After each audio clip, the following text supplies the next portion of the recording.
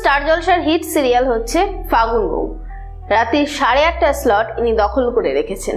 তো এই সিরিয়ালের আজকে আমি অনেক অ্যাডভান্স খবর দেবো, অনেক ভেতরের খবর দেবো এবং তারই পাশাপাশি তোমাদেরকে জানাবো যে এই যে শনি রবিবার এই যে বন্ধ হয়ে গেল, এটা ঠিক কি কারণে বন্ধ হলো এবং এই বন্ধ হওয়ার জন্য কোনো লাভ হলো কিনা আর ঠিক কি কি ক্ষতি হলো। তো এই সবটা যদি তোমাদেরকে জানতে হয় পুরো ভিডিওটা মন দিয়ে তোমাদেরকে দেখতে হবে।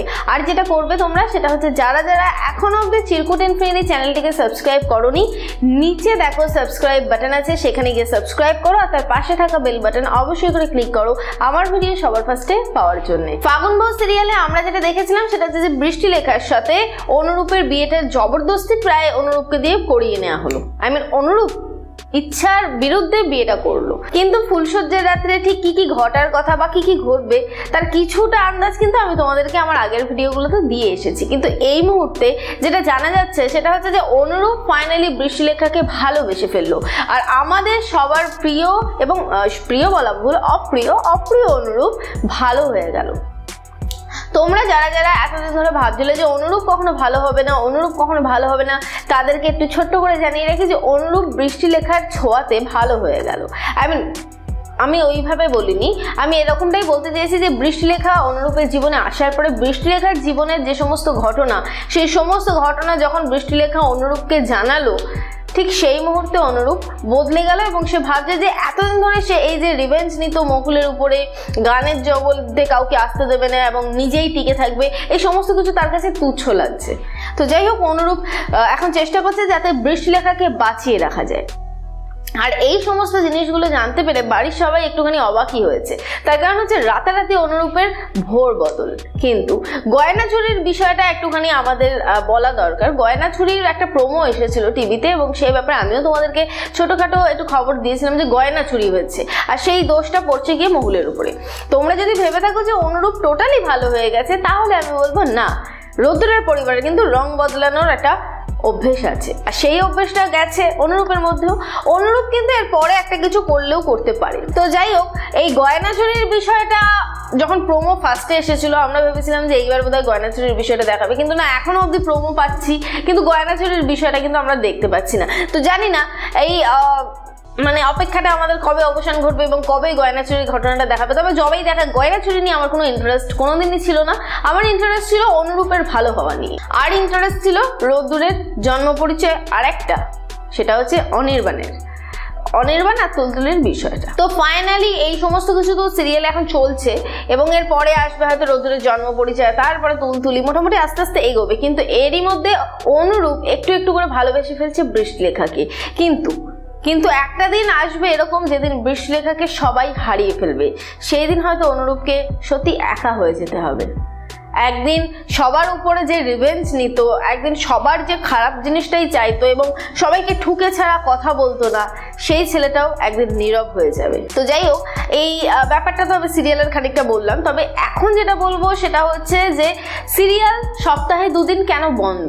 দেখো, প্রথমত এই বন্ধ করার পিছনে চ্যানেল কর্তৃপক্ষ তো পুরোটাই হাত। তার কারণ হচ্ছে তারা মনে করেছেন যে শনিবার এবং রবিবার যেহেতু এই দিনগুলো ছুটি, কারণ শনিবার বিকেল হয়ে গেলেই মনে একটা মজা এসেছে, পরের দিন রবিবার আমরা খেয়ে দিয়ে ঘুমিয়ে টুমিয়ে কাটাবো, আজকে রাত্রে যত খুশি জেগে থাকি না কেন কোনো অসুবিধা নেই, কালকে তো রবিবার। এবং একইভাবে বিষয়গুলো ঘটে বাচ্চাদের ক্ষেত্রেও। আজকে শনিবার, আজকে আমি আর পড়বো না, কালকে রবিবার সকালে কিন্তু আমি এটা দেখবো, আমি নন্টে ফোনটা দেখবো, আমি কিন্তু কেলটুদা দেখবো। তো প্রত্যেকের পরিবারে এই জিনিসগুলো ঘটে এবং বাড়িতে যদি ছোটখাটো বাচ্চা থাকে তাহলে তো ঘটে। কিন্তু স্টার জলসার এরকম কোনো সিরিয়াল বা এরকম কোনো জিনিস ছিল না যেগুলো থেকে বাচ্চারা ইন্টারেস্ট নিতে পারে বা বাচ্চাদের একটু ইন্টারেস্টিং বিষয়।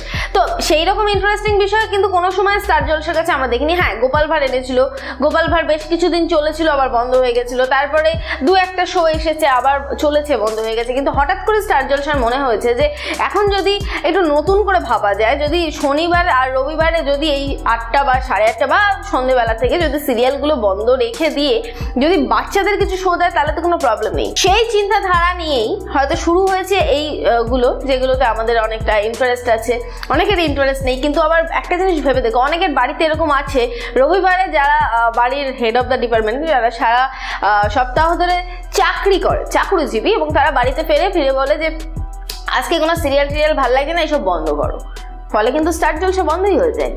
তখন কিন্তু চলে যায় নাই নিউজ চ্যানেলে, নাই কোনো সিনেমার চ্যানেলে, নাই কোনো গানের চ্যানেলে, কিংবা অন্য কোনো চ্যানেলে। এমনকি বাবারাও কিন্তু বসে বসে বাচ্চাদের সাথে কার্টুন দেখে থাকে। তো সেই সমস্ত কথা ভেবেই কিন্তু এসেছে স্টার জলসায় দুটো শো, এবার জমে মজা আর ঠাকুমার ঝুলি।